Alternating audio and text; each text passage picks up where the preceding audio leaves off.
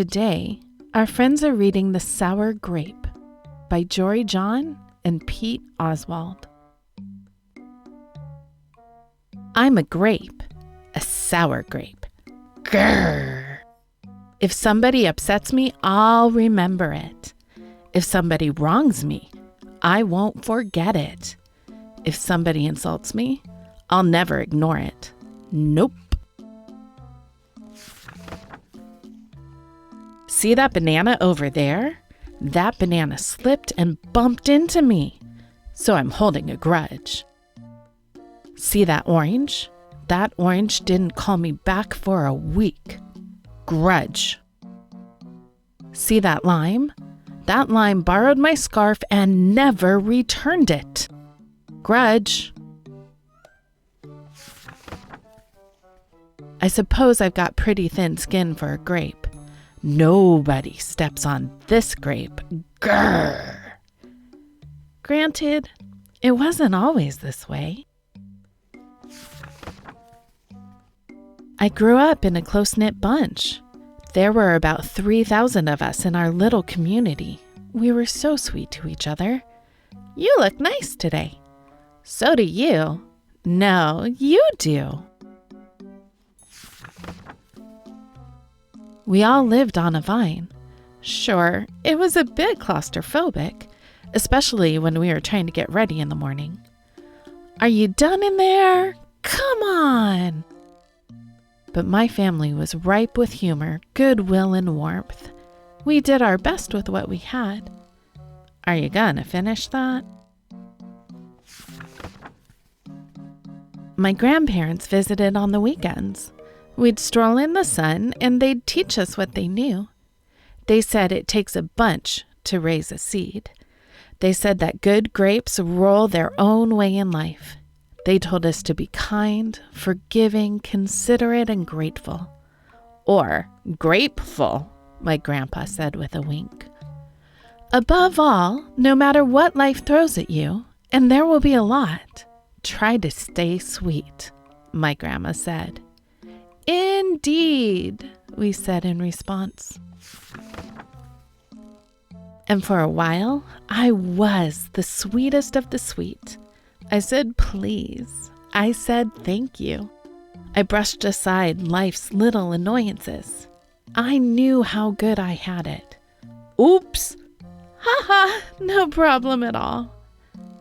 But then, one day, something changed in me. It was my birthday. I had rigorously and vigorously planned a big party for weeks. I'd sent out invitations with the date prominently displayed. Get this, I had a Ferris wheel, a magician, and hay rides. I had snacks upon snacks upon snacks. The highlight of the party, though, was the fireworks display, which would happen at sundown. I stood out front and waited for folks to arrive. I had a gigantic smile on my face. I waited. Everybody was a little late, it seemed. No big deal. No big whoop. So I waited. A tumbleweed rolled by. A coyote howled in the distance. Oh! The sun sank behind the hills. And I waited. Nobody showed up. And I mean nobody. By the time the fireworks show started, with me as the sole spectator, I was scowling. I considered everybody I'd invited, and only one thought came to mind. Grudge, grudge, grudge, grudge, grudge, grudge, grudge, grudge, grudge! After that, my personality became something else entirely. I went from sweet grape to bitter grape to a snappy grape. Who'll move my chair? Finally, I became a sour grape. Grrr! I started holding minor grudges that eventually became major grudges. Why don't you watch where you're going?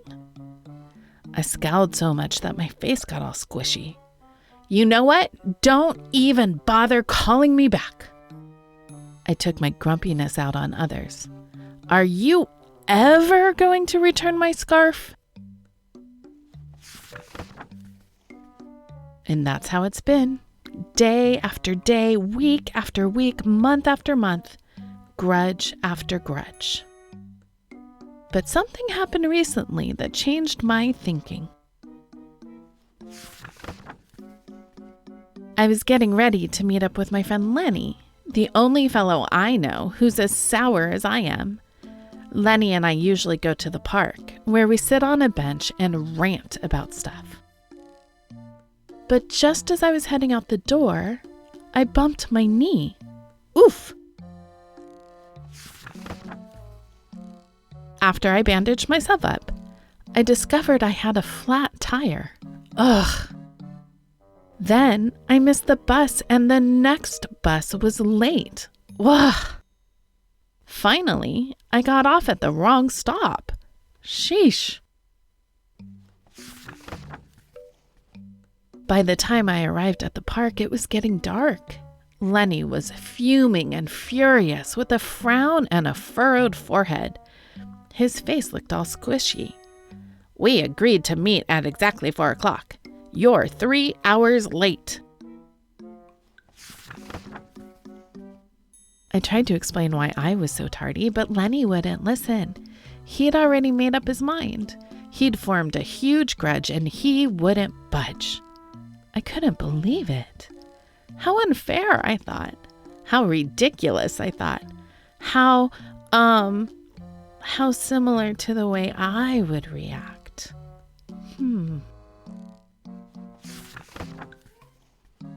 Lenny was pretty worked up.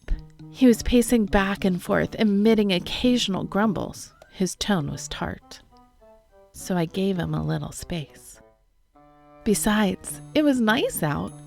I noticed the sky changing colors, the melodic chirping of the birds, the evening breeze, the buzz of the park's insects coming alive at night. I suddenly felt grateful and peaceful and calm.